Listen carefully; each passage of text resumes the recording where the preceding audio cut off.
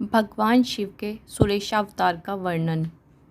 भगवान शिव के उपमन्यु नाम के भक्त हुए हैं। उनके भाई धौम्य तथा उनके पिता व्याघ्रपाद मुनि थे। उपमन्यु को पूर्व जन्म में ही सिद्धि प्राप्त हो गई थी और इस जन्म में वे मुनि कुमार के रूप में प्रकट हुए थे। वे बचपन से ही माता के साथ मामा के घर पर रहते थे। गरीबी के कारण उन्हें दूध पीने को बहुत कम मिलता था। इसी कारण वे बार बार अपनी माता से दूध मांगा करते थे। एक दिन उनकी तपस्विनी माता को एक उपाय सोचा। वे घर के भीतर गई और सिल पर कुछ बीजों को पीसकर उससे दूध बना लिया। फिर बड़े प्रेम से बेटे को पुचकार कर उन्होंने वह दूध पीने के लिए उसे दे दिया। किंतु पुत्र ने जैसे ही दूध पिया तो वे अपनी माँ से बोले कि यह दूध नहीं है। इतना कहकर वे रोने लगे। बच्चे का रोना देखकर माता को बहुत दुख हुआ। उन्होंने दोनों हाथों से उसकी आंखों से आंसू पोंछे और बोली, बेटा, हम सदा वन में निवास करते हैं, यहाँ दूध कहाँ से पीने को मिलेगा।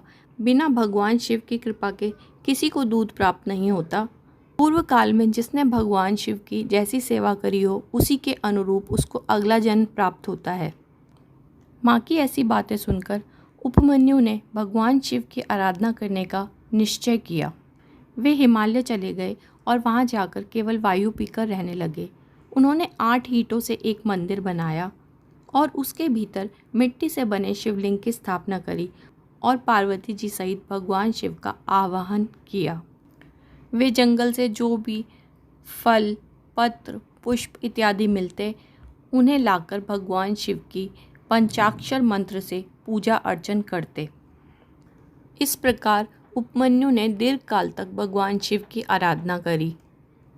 बालक उपमन्यु की तपस्या से चराचर प्राणियों सहित त्रिभुवन संतप्त हो उठा। तब देवताओं की प्रार्थना पर भगवान शिव उनके भक्ति भाव की परीक्षा के लिए पधारे। उस समय भगवान शिव ने देवराज इंद्र, पार्वती ने शचीका, नंदीश्वर ने वृषभ, ऐरावत हाथी का तथा शिव के गणों ने संपूर्ण देवताओं का रूप धारण कर लिया और वे बालक उपमन्यु से वर मांगने के लिए कहने लगे। उपमन्यु ने वरदान में उनसे भगवान शिव की भक्ति मांगी।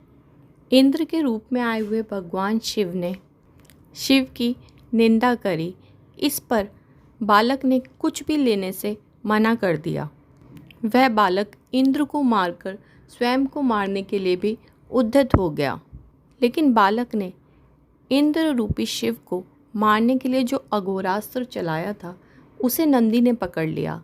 इस पर बालक ने स्वयं को जलाने के लिए अग्नि की धारणा करी, किंतु भगवान शिव ने उस अग्नि को शांत कर दिया। भगवान शिव ने कहा, बस आज से मैं तुम्हारा पिता और पार्वती देवी तुम्हारी माता हैं। मैं तुम्हारे लिए दूध, दही और मधु के सहस्त्रों समुद्र देता हूँ।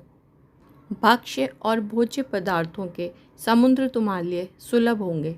मैं तुम्हें अमर होने का वरदान देता हूँ और तुम्हें गणों का आधिपत्य प्रदान करता हूँ। ऐसा कहकर भगवान शिव ने उपमन्यु को बहुत से वर दिए। उन्होंने उपमन्यु को पाशुपात व्रत, पाशुपत ज्ञान और व्रत योग का उपदेश किया, प्रवचन की शक्ति दी और अपना परम पद अर्पित किया। फिर उपमन्यु को हृदय से लगाकर पार्वती जी को सौंपते हुए कहा, यह आज से आपका पुत्र है। पार्वती जी ने बड़े प्यार से उनके मस्तक पर अपना कर कमल रखा और उन्हें अक्षय कुमार पद प्रदान किया। भगवान शिव ने संतुष्ट होकर उनके लिए पिंडीभूत एवं अविनाशी साकार क्षीर सागर प्रस्तुत कर दिया। साथ ही योग संबंधी ऐश्वर्य, नित्य संतोष, अक्षय ब्रह्म विद्या तथा उत्तम समृद्धि प्रदान करी। उनके कुल और गोत्र के अक्षय होने का वरदान दिया और यह भी कहा कि मैं तुम्हारे इस आश्रम पर नित्य निवास करूँगा। इतना कहकर भगवान शिव अंतर्ध्यान हो गए। उपमन्यु वर पाकर प्रसन्नतापूर्वक घर आए। उन्होंने अपनी माता से सभी बातें कही। सुनकर माता को बड़ा हर्ष हुआ। उपमन्यु सबके पूजनीय और सुखी हो गए। इस प्रकार भगवान शिव की सुरेशा अवतार की यह कथा पापों को दूर करने वाली, सभी मनोवांछित फलों को देने वाली है। जो इसे भक्तिपूर्वक सुनता है या सुनाता है वह संपूर्ण सुखों को भोग कर अंत में भगवान शिव को प्राप्त हो जाता है। ओम नमः शिवाय।